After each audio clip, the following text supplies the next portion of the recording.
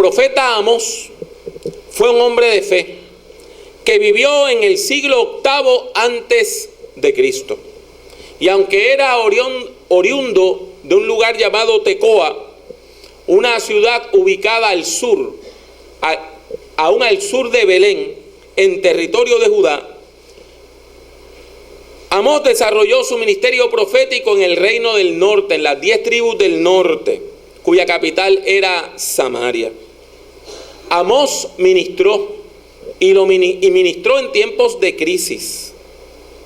Ministró durante el reinado de Jeroboam II, un hombre que gobernó desde el 783 hasta el 743 antes de Cristo. Y es bien extraño que una persona gobernara por tanto tiempo, porque la gente no pasaba de los 30 o 35 años. Tener un rey que gobernara 40 era impresionante. Y los tiempos de Jeroboam, aunque fueron tiempos de crisis, fueron tiempos donde el pueblo tenía dinero, donde hubo prosperidad económica, donde Jeroboam pudo lanzar guerras que le permitieron reconquistar parte del territorio nacional, particularmente las tierras que estaban al otro lado del Jordán. Y usted va a decir, y si había dinero, si había plata, si había victorias militares, ¿por qué había crisis?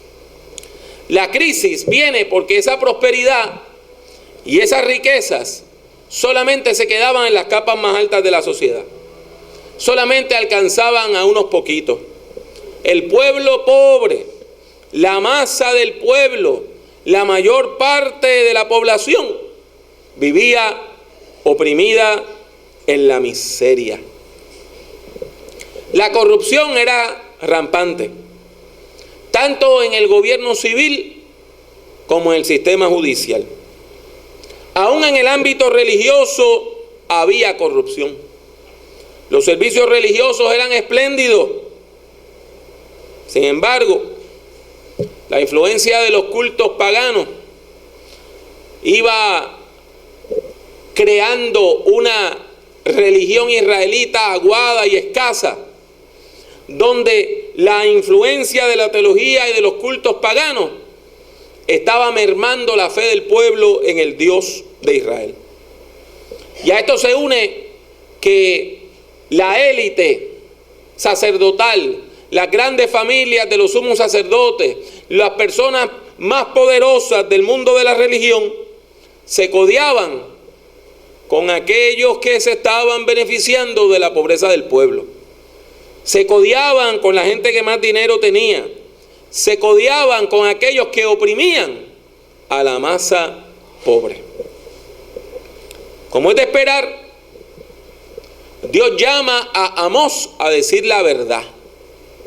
Y decir la verdad en tiempos de crisis es peligroso, porque la gente que provoca la crisis ama la mentira.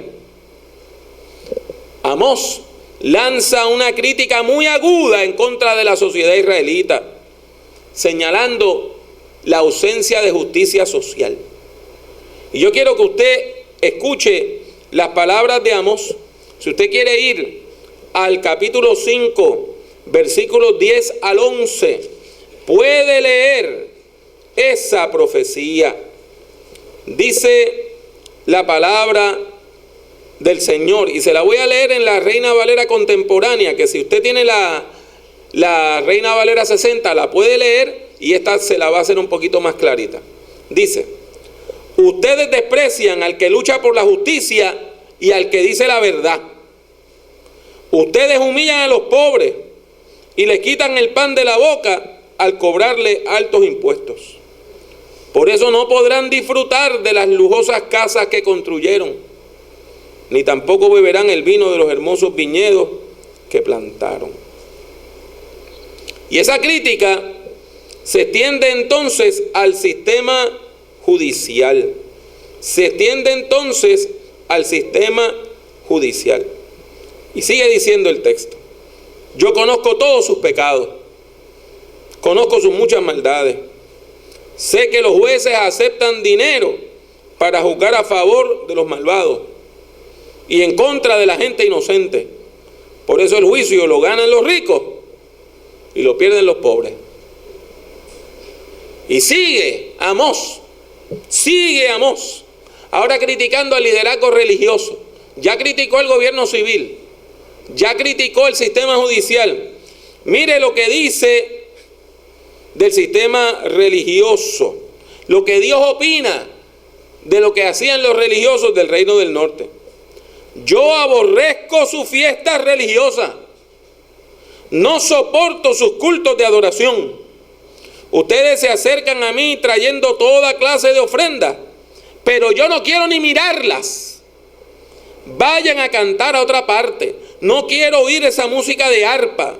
Mejor traten con justicia a los demás y sean justos como yo lo soy, que abunden sus buenas acciones como abundan las aguas de un río caudaloso. Esa es palabra del Señor. En la Reina Valera tradicional dice: pero corra el juicio como las aguas y la justicia como impetuoso arroyo. Ese fue uno de los textos clave en la lucha por los derechos civiles en los Estados Unidos y uno de los textos que continuamente citaba Martin Luther King Jr. Como pueden imaginar, Amós tuvo que pagar un precio muy alto por decir la verdad. Su compromiso con Dios, su compromiso con la palabra, le costó y le costó mucho. Fue atacado por los líderes religiosos. Y si usted va al capítulo 7, a partir del versículo 10, un sacerdote llamado Amasías, que era el que coordinaba todos los cultos en el templo de Betel, en el santuario de Betel, acusó a Amós de profetizar la muerte del rey. Él va y le dice al rey que Amós ha dicho: Jeroboam morirá a espada e Israel será llevado de su tierra en cautiverio. O sea, lo acusó de alta traición. Lo acusó de ser un sedicioso. Y esa acusación llevaba no solamente cárcel, sino también ejecución. El rey no creyó las palabras de Amasías y no mandó a asesinar a Amós en ese momento. Y eso provocó que el profeta, con la valentía que le caracterizaba, se acercara al hombre que lo estaba acusando falsamente. Y mire las palabras que le dice. Son palabras bien fuertes las que dice Amós. Comenzando en el versículo 12, vamos a leer hasta el 13. Y Amasías dijo a Amós: vidente, vete, huye a tierra de Judá y come allá tu pan y profetiza allá. Y no profetices más en Betel, porque es santuario del rey y capital del reino. Pero seguimos leyendo y dice: entonces respondió Amós y dijo a Amasías: no soy profeta, ni soy hijo de profeta, sino que soy boyero y recojo higos silvestres. Qué respuesta extraña, ¿verdad? Lo que Amós le está diciendo es que yo no soy un profesional de la religión. Yo era un hombre que lo que hacía era cuidar bueyes y recoger frutitas silvestres. Eso es lo que yo hacía. Y yo estaba tranquilo allá en Judá. Tú eres un profesional de la religión. Tú has estudiado la teología. Tú has estudiado con los mejores. Tú tienes los puestos más altos. Tú tienes la vestimenta espléndida. Tú tienes todos los títulos. Yo soy un hombre de campo que criaba bueyes. Pero aquí viene, dice el versículo 15 en adelante: y entonces Jehová me tomó de detrás del ganado y me dijo: ve y profetiza a mi pueblo Israel. Ahora pues, oye palabra de Jehová. Tú dices, no profetices contra Israel, ni hables contra la casa de Isaac. Por tanto, así ha dicho Jehová: tu mujer será ramera en medio de la ciudad, y tus hijos y tus hijas caerán espada, y tu tierra será repartida por suerte, y tú morirás en tierra inmunda, e Israel será llevado cautivo lejos de su tierra. Palabras duras, hermano. Palabras duras. Pero el hecho es que aquellos que vivimos en el altar y aquellos que somos líderes religiosos, tenemos que estar siempre pendientes de nuestra conducta, examinarnos a nosotros mismos, porque es tan fácil caer en la corrupción, es tan fácil caer en el pecado, es tan fácil que alguien le diga palabras dulces y uno se las crea, es tan fácil creer que uno vale más que el resto de la gente, y es tan fácil mentir en el nombre del Señor y destruirnos y destruir nuestra vida espiritual. Por eso Dios tiene que levantar personas como Amós para decirle aún al liderazgo religioso que Dios tiene una medida, que Dios tiene unos estándares, que Dios tiene unas reglas, unas normas, y que nosotros tenemos que vivir a ese nivel. Hermanos, yo he estado estos días dando talleres con otras iglesias y las cosas que uno escucha son escandalosas, de cómo la gente está usando la fe sencilla del pueblo para explotarlo. Para explotarlo. Y para sacarle el dinero con mentiras y con promesas falsas de bendición. Así llegamos a otro texto característico de Amós, que fue el que leímos, y que para mí resume su mensaje con mucha claridad. Me refiero a esos versículos 7 al 9 del capítulo 7. Me refiero a esa visión de la plomada. Y esto me toca muy de cerca, porque mis dos abuelos eran albañiles. Y más que albañiles, eran maestros de obra. Antes no se le llamaba contratista, se le llamaba maestro de obra a la persona que construía, y se le llamaba así porque esa persona tomaba aprendices y les enseñaba el oficio. Y ambos, don Lorenzo Rojas y don Juan Jiménez, fueron maestros de obra. Y yo vi el uso del cordel y de la plomada desde mi niñez. Aquí, a partir del versículo 7, lo voy a leer en la Reina Valera contemporánea, dice la palabra del Señor de la siguiente manera: nuestro Dios también me permitió verlo cuando estaba junto a un muro, con una plomada de albañil en la mano, y me preguntó: ¿qué es lo que ves, Amós? Y yo le respondí: veo una plomada de albañil. Entonces Dios me dijo: con esta plomada voy a ver si mi pueblo se comporta rectamente. Ya no voy a perdonarle un solo pecado más. Destruiré los pequeños templos donde los israelitas adoran a sus ídolos, y les declararé la guerra a la familia del rey Jeroboam. Esta imagen viene del mundo de la construcción, como le dije hace un minuto.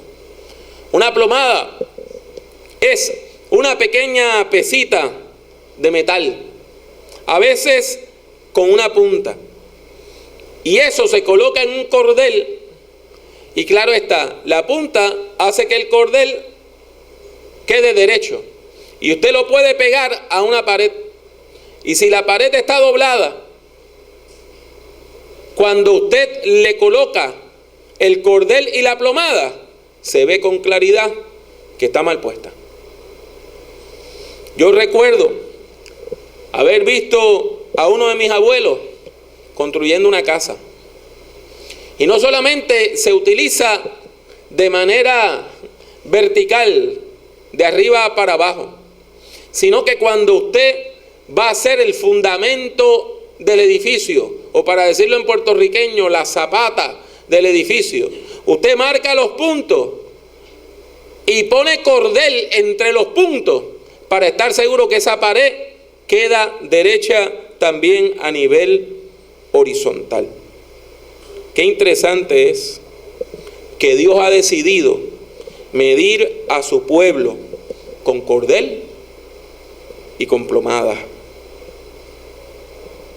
Dios, quien nos edifica como maestro de obras, como constructor, como perito arquitecto, Dios mide si nuestras vidas están derechas.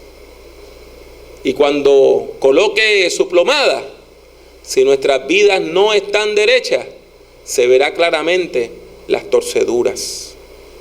Esta visión presenta a Dios como el maestro de obras, como el constructor que ha decidido usar ese cordel y esa plomada para examinarnos, a nosotros a nivel individual y a nuestro pueblo. Y tengamos claro que el Dios Santo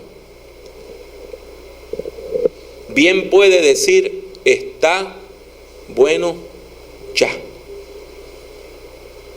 Porque Dios está harto de los pecados de su pueblo.